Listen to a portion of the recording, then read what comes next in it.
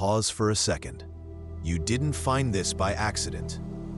Einstein's brain was actually smaller than average, 15% smaller. Yet he became the greatest genius in human history. So if brain size wasn't the reason, what was? Listen. Science once chased size. Then they opened his skull and found something else entirely.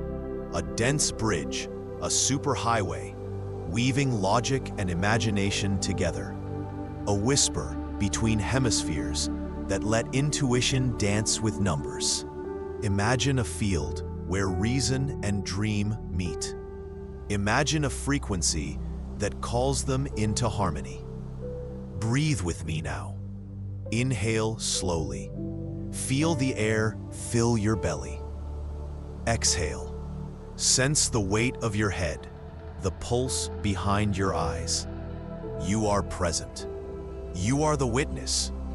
This moment is not background noise. It is a signal. There is a softer map inside you, called by scientists a corpus callosum, and by mystics a living bridge to the third eye. Your pineal gland listens to subtle frequency. Your consciousness aligns with a divine pattern when left and right begin to sing together. This is not rare magic. It is biology and field, frequency and attention, activation and care. Only a few notice the gentle shift when two ways of knowing meet. You are one of them. Stay with this awareness. Let this invitation land in your bones. This isn't trivia, it's an activation. Your future self is waiting on the other side of a tiny, daily practice.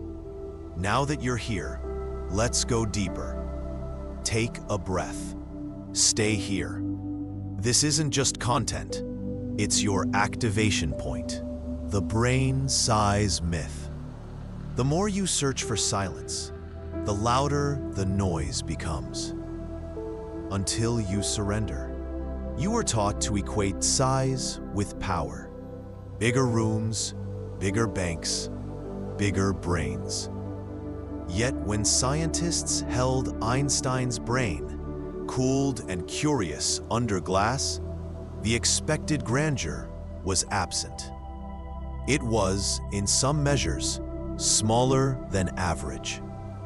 That fact alone is a soft invitation to unlearn a lifetime of assumptions about what intelligence truly is.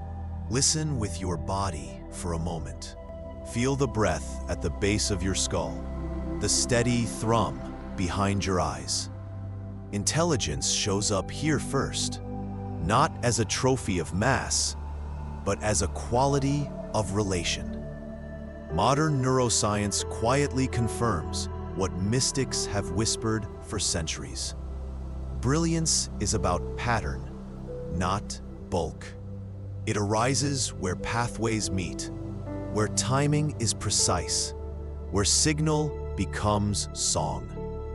Imagine two musicians playing a part in a large, empty hall. Each could be virtuosic, but without rhythm and listening, the music falls flat. Now imagine those same musicians on a small, resonant stage, their notes woven, responsive, alive. In the brain, less can be more when what matters is the fidelity of connections. Synaptic pruning, denser microcircuitry, efficient white matter highways, these are the invisible economies that produce clarity. Einstein's mind was refined, not padded.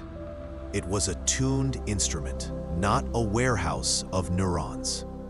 Here is a twist that changes the way you might see your own mind. Reduction can be an act of refinement. What feels like losing, the quieting of anxious thoughts, the narrowing of scattered attention, is often the first step toward profound expansion. Spiritually, this is familiar. The path asks you to release, to subtract, so presence may increase. Neurologically, the brain rewards efficiency. It strengthens what is used, prunes what distracts, and deepens the pathways that carry meaning. You who have carried grief, confusion, the heavy feeling that you must become bigger to be enough, hear this as permission. Your inner genius is not waiting for you to grow larger. It waits for you to align. The pineal gland, the soft receptor of subtle fields, tunes more clearly when noise is reduced. Your third eye opens not because you add something, but because you clear a channel. A cleaner field receives a clearer signal. If you want the studies, the subtle images of circuitry, and the exact practice that can begin to harmonize your hemispheres, the link in the description holds both science and the 6-minute audio that begins the tuning. Consider this an invitation to test the idea. What if your greatest power is not in size, but in the quality of your inner bridge? Close your eyes and picture the space between your temples. Thin, luminous, waiting. What would change in your life if that space were a well-tended road instead of a crowded marketplace? The hidden superhighway. Neuroscience now whispers what mystics have taught in symbols. There is a living bridge inside the skull that lets imagination and reason speak to one another as if they were old friends. Picture a map of your mind, 2 continents separated by a sea. For most people, messages must cross that water by slow, clumsy ships. In Einstein's brain, scientists found a broad, well-built causeway, the corpus callosum, a dense band of pathways that carried thought, image, and feeling across hemispheres with unusual speed and intimacy. Where others kept logic on one shore and vision on the other, his mind threaded them together. Numbers danced, images reasoned, intuition sketched equations before words could catch up. This isn't just anatomy, it's choreography. The left hemisphere tends to count, categorize, and tether ideas to rules. The right tends to roam, to feel, to invent. The corpus callosum is the dancer's spine, the synchronicity that allows a leap of insight to be both precise and wild. When that spine is strong, the mind learns to hold opposites at once: certainty and mystery, method and inspired leap. That's where original thought, the kind that rearranges reality, is born. Here's the quiet surprise. Genius was not an extra appendage. It was dialogue. More pathways, not more tissue. Greater conversation, not louder monologue. This reframes everything. Intelligence isn't a trophy to hoard. It's a meeting you cultivate. You are not bound by the roughness of your early conditioning. Neural bridges respond to attention, practice, and resonance. You, listening now, carry that same latent superhighway. It rests dormant in patterns of habit, trauma, and fear. Or it hums, waiting for a frequency that reminds it how to sing. Practices that cross the midline, gentle movements, breath that alternates sides, tones that nudge each ear differently, can invite those lanes to widen. The body remembers ways of exchange long before the mind narrates the change. Twist this with me.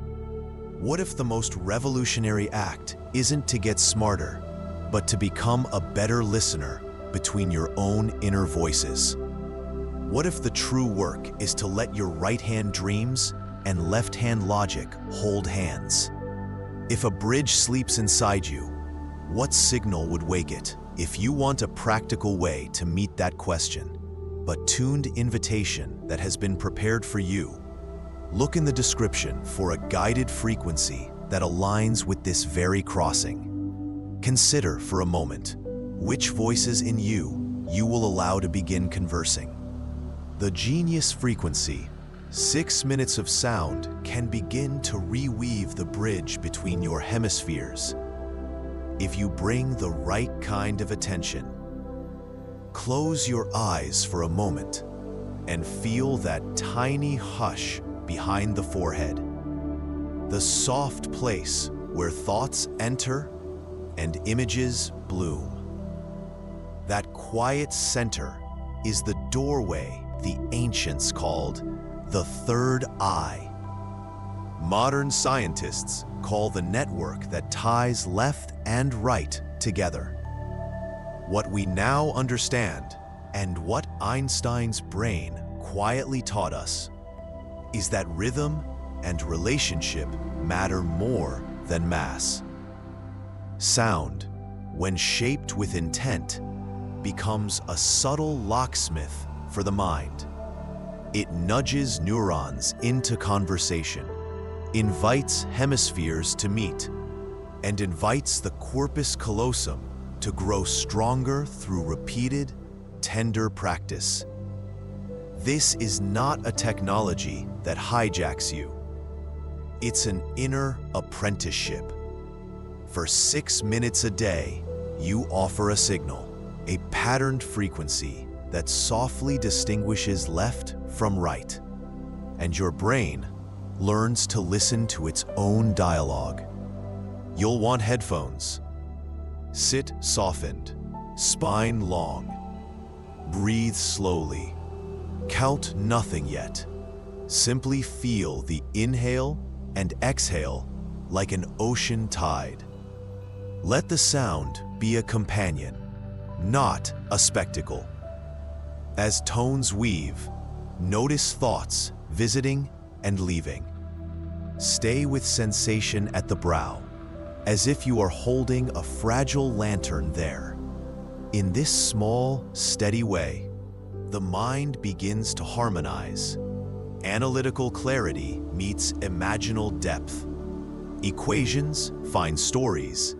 Intuition finds form. There is a trick many don't see. The frequency itself is only the map.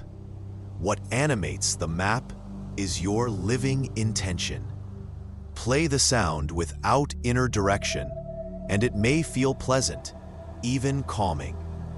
Play it with a clear intent to open, to connect, to remember, and the same waves become scaffolding for change. Over weeks, you will sense micro shifts, ideas arriving already shaped, a sudden flash of metaphor in a practical problem, dreams that offer solutions. That is neuroplasticity touching spirit. Practical rhythm. Choose a quiet time when the world dims, before the day's rush or after sundown. Use the 6 minutes as a sacred hinge. Close your eyes. Breathe into the space behind your brow. Let the tones move you into a listening that is both soft and attentive. When the sound ends, do not leap back. Pause. Record one line in a journal, a thought, an image, a sense, so the brain knows to carry this pattern into waking life. If you want the exact 6-minute frequency crafted to encourage hemispheric synchronization, the one we use in guided sessions that blend modern neuroscience and ancient sight, you can find it in the link in the description. Try it for a week and notice what begins to rearrange inside you. Here is the final, gentle paradox. You are not building a bigger brain. You are inviting an older intelligence home.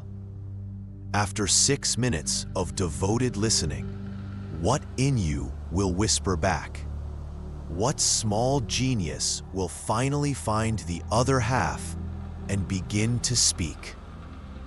You made it. Pause a moment and feel that. The fact that you stayed, that you leaned in when the world wanted your attention elsewhere. That simple choice matters. It marks you as someone who answers an inner summons, someone who won't settle for surface answers. You are seen. You are chosen. What you listen to is not mere information. It is a gentle transmission. It moved through the thinking mind and touched the quieter rooms inside you, the rooms where intuition waits, where the pineal glows like a small lighthouse. That light isn't spectacle. It is a signal, a summons to shift your frequency, to deepen the bridge between your knowing and your logic, to let your third eye open, not as a mystical prize, but as a practical pathway for clearer, kinder thinking.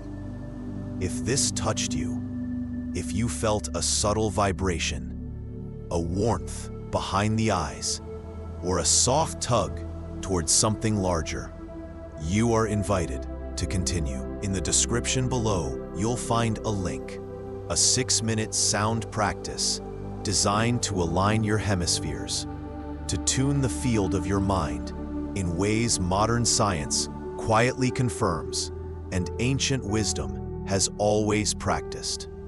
Use it as a daily ritual. Let it be the small hinge on which a new chapter opens. You are not just a solitary traveler. There is a circle forming here. People who remember how to listen, who choose activation over noise. Drop a yes in the comments if you felt this message.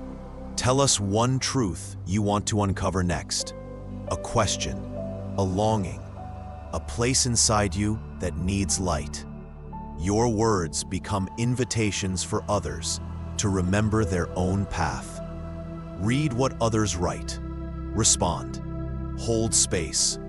We are building a gentle tribe of seekers who practice together, who share small awakenings, who celebrate honest progress. Remember this: genius is not reserved for a few. It is an interior tune that can be learned, an inner instrument waiting to be strummed. Each time you show up, with breath, with attention, with ritual, you strengthen the filament of connection inside you. You mend the bridge, you refine the signal, you raise the vibration of your life and the field around you. Thank you for giving your time and heart here. Thank you for trusting this quiet current. Keep tending the light within. Keep returning to the practice. Keep offering your clarity back into the world. Keep shining your light. Remain present, breathe, and absorb this energy in gratitude.